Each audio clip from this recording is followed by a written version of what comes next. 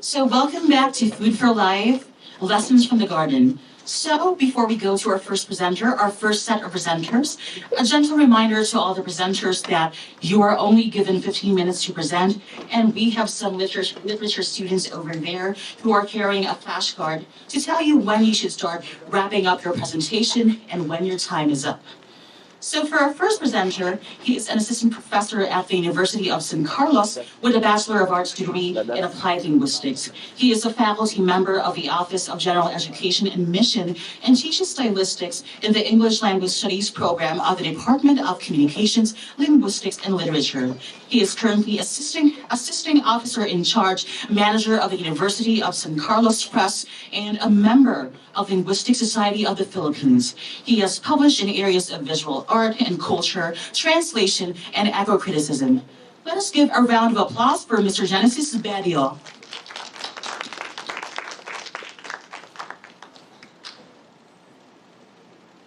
Thank you, moderator. Good morning to everyone. So nice to know that you are interested in Food for Life. And I hope it was a better weather. But the event so far is the first that I attend with the students and former colleagues. So it seems like the apple does not fall far from the tree because I recognize some of my professors in way back in college.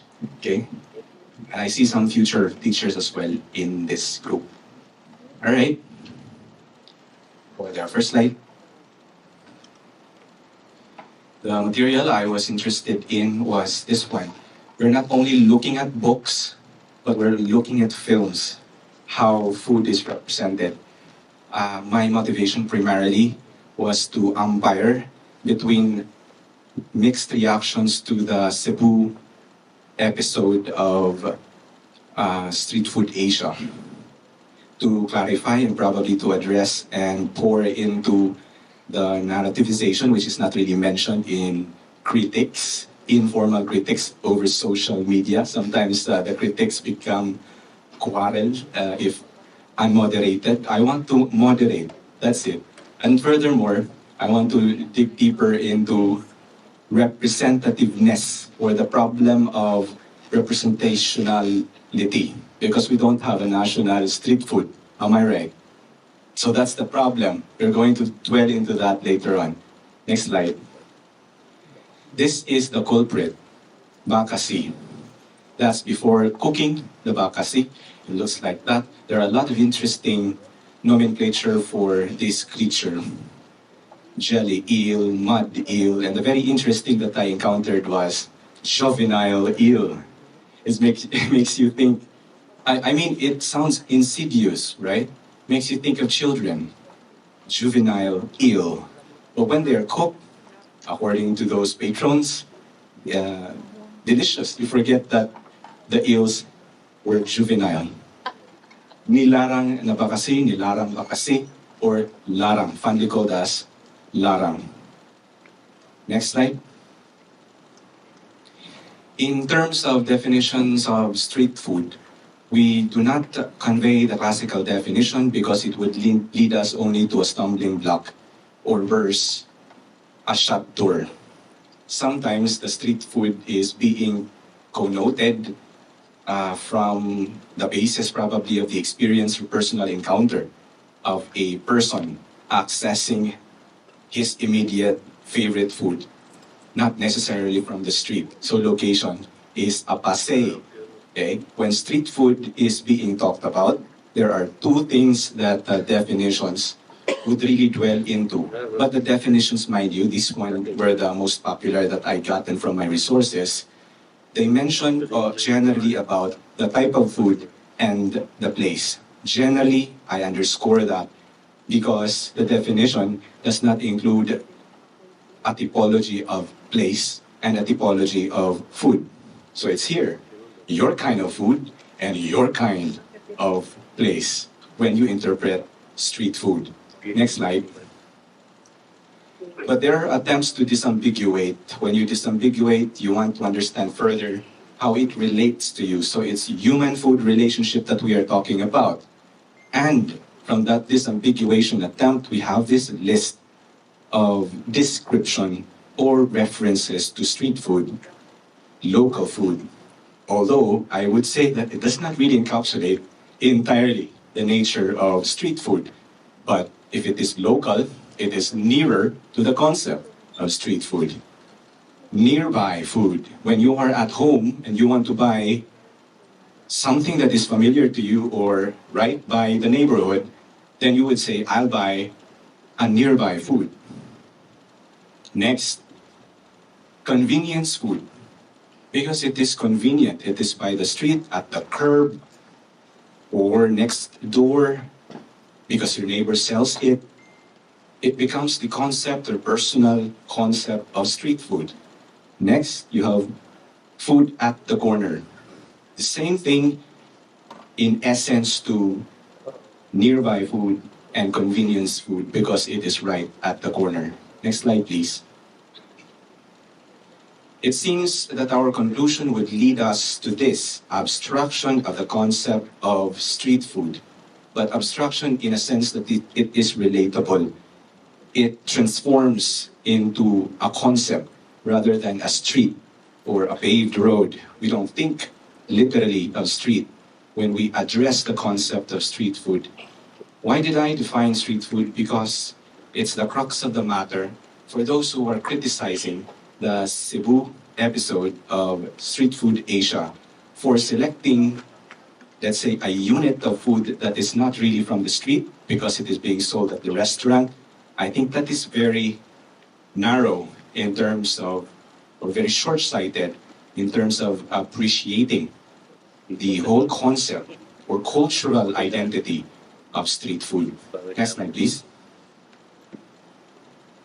The approach of the producers, both international and local, of Cebu episode of Street Food Asia was to narrativize, not really to straightforwardly interview Entoy or Tandy called Entoy, but Florencio Escabas, that's the real name.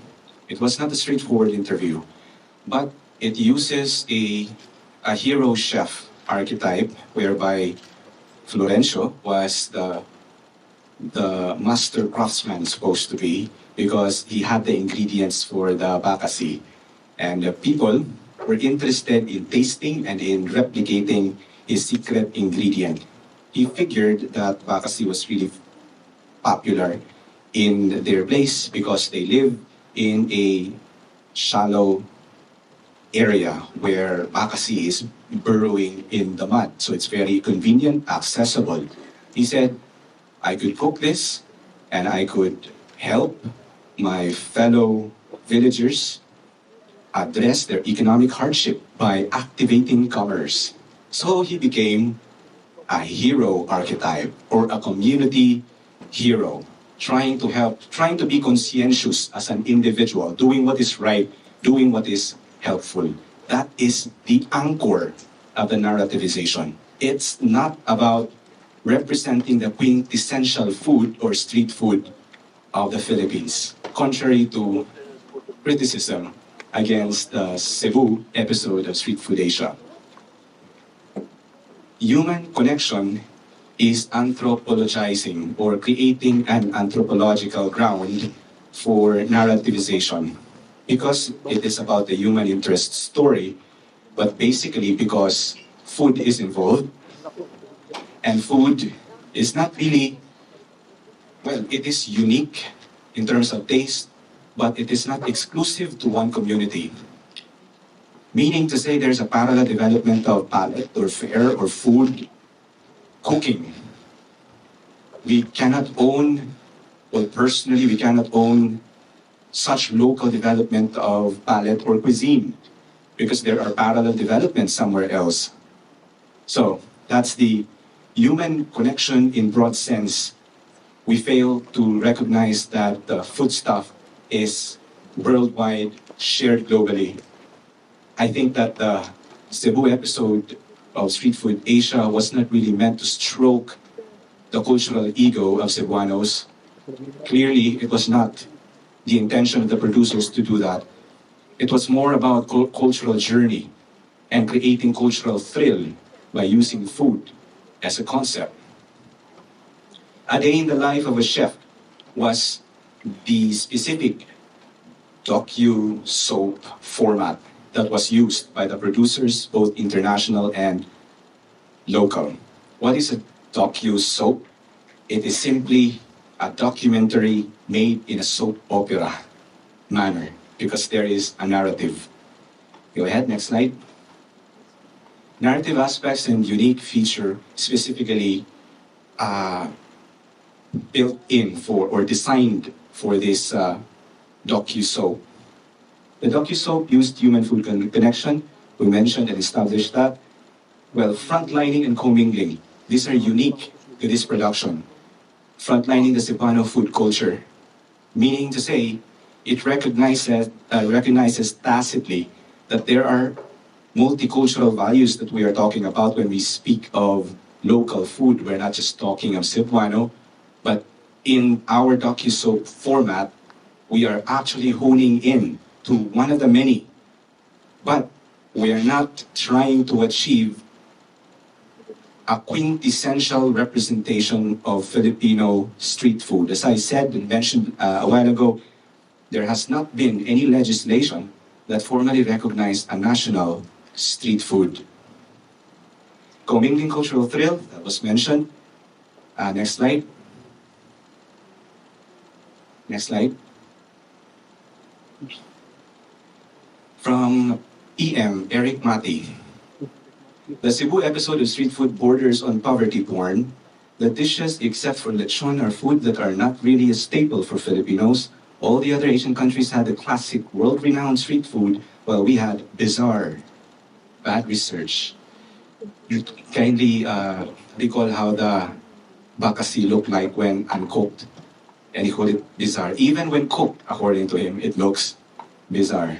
It's important that in the current era, we requalify cultural value and then focus on man-food relationship than establishing a quintessence or something that is originally Filipino all of the time.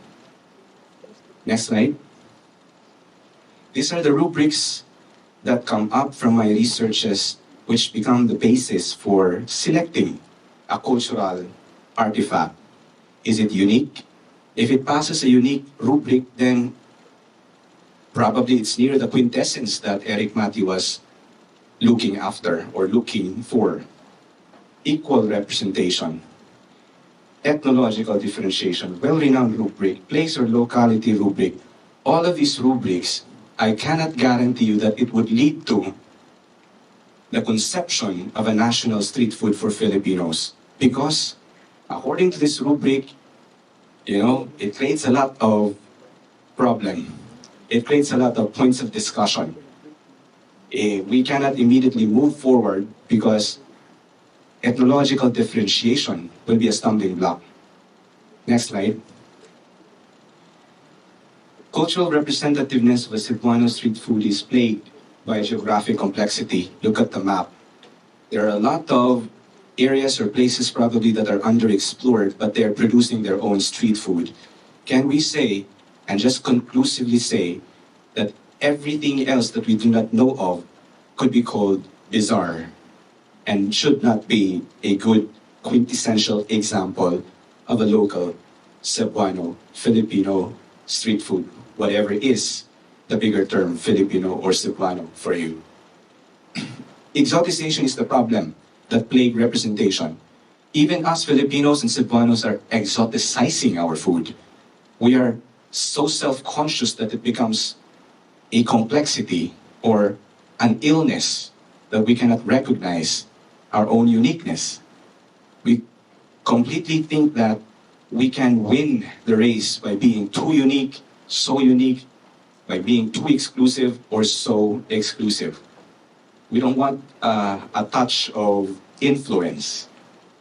That's based on the criticism against the representativeness of bakasi as a street food.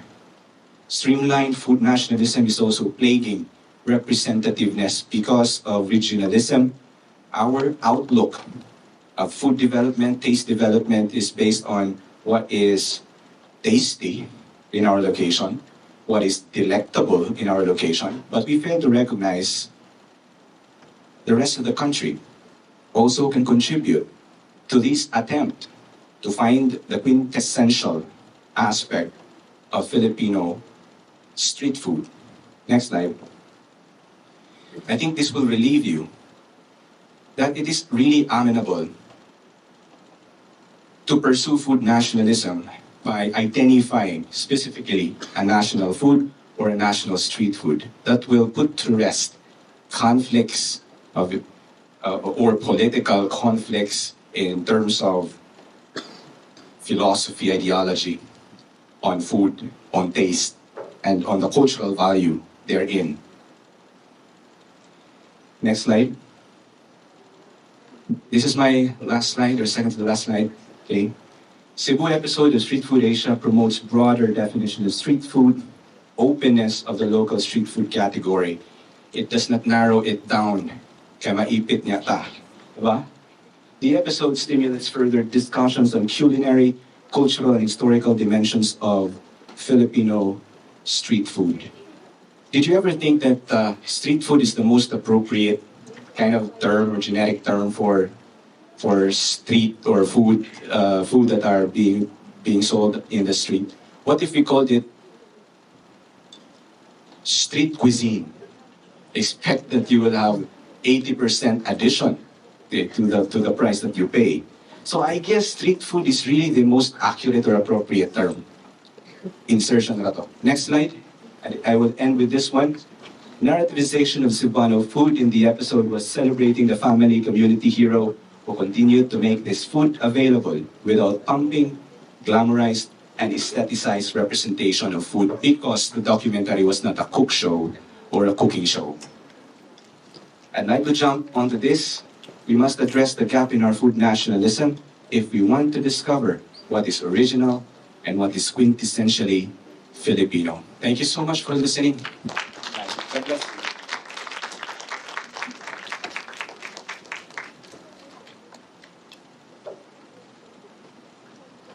Thank you very much, Mr. Genesis Bedio. And